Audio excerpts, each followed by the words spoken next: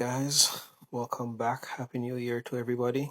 This will be the first week of 2025. What happened in the portfolio?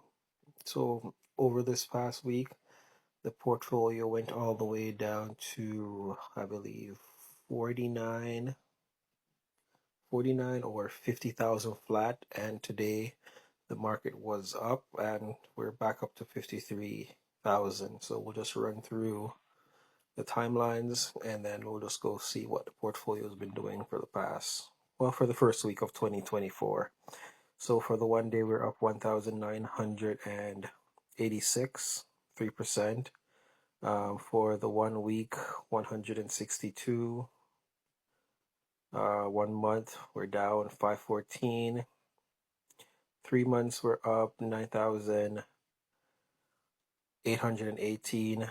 And 1 year we're up 12,500, and all time is 16,300. And over the past year 2024, I have taken out, because I added up all the withdrawals I did, and I took out around $30,000 from this portfolio to pay off debt. I use it to pay off the line of credit that I used to invest, and having that room, having the portfolio be able to produce that amount of income, and then having the opportunity to put it back, because that's how the TFSA works in this year. But I think the CRA won't be updated until April. So when that does happen, I will definitely share that with you guys and share my past withdrawals and show how it works. But that is pretty amazing. And this year, I'm looking to take out 40,000 or 44,000 from the portfolio, and it's going to be interesting to see. I'm basically running an experiment with my portfolio, so I'm excited to see how this works out. And also, I'm also aiming to save 10,000 this year as well. That would be 10% off my 9 to 5. And I kind of gave myself a head start in that with taking a few of my paychecks from December and just taking 10% off those and putting it aside. So I'll be using this as my accountability for doing so and how it works out. So ENCL, I need 11 more shares to get to that $50 a month. It will be paying in the next week at some point. And I think let's just see. If we use the current price, we want to buy 11 more, so $210. So I'll be using my 9 to 5 to just buy those 11 shares, and then I'll decide what other Canadian stock or ETF that I'm going to add, because it is currently my only one, which is Canadian. Most of my portfolio is US high yield stuff.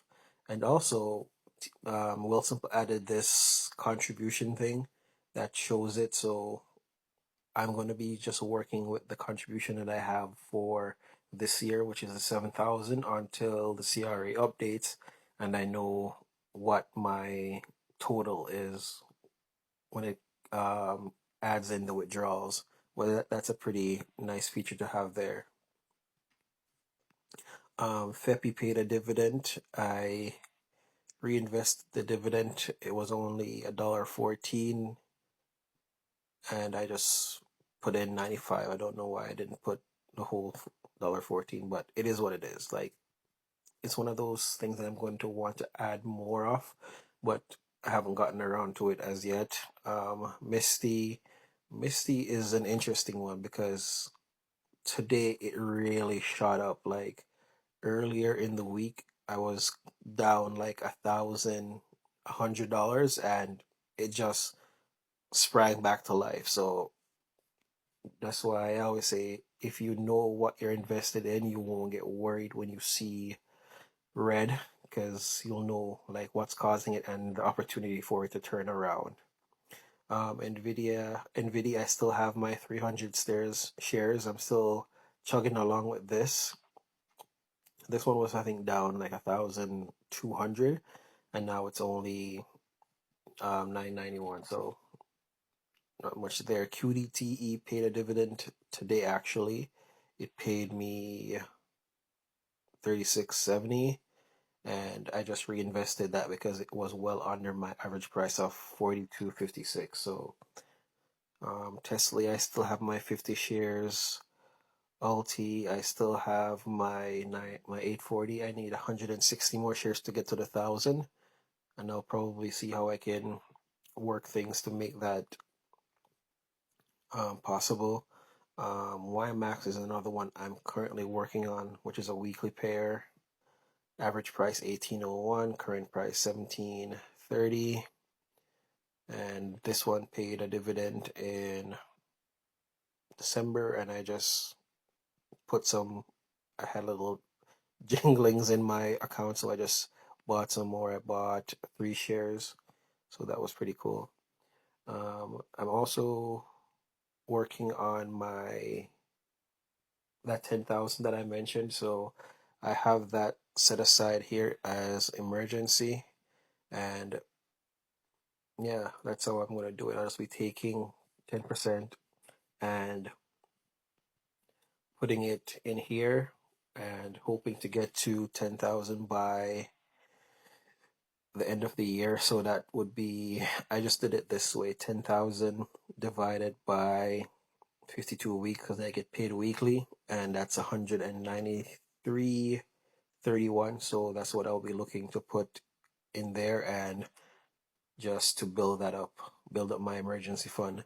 I'm also going to show you guys these 2 apps I use to track my portfolio that gives like an estimate of what you could make based on your previous dividends. So we're going to jump over to Snowball. This is the one that I use to track all my portfolios. It automatically syncs to the brokerages and just pulls the information. So ENCL declared it's going to pay on January 8th. It's going to pay 46.98, and this thing is saying that I should make 46,000 this year. So if I do end up making this much, that means about 44,000 of that would be going towards paying off those 2 lines of credit. And once the payments for January come out, I'll do an update on that of where I am, if I'm hitting my goal, or if I'll have to add money um, from my 9 to 5. But we can just do a recap on 2024.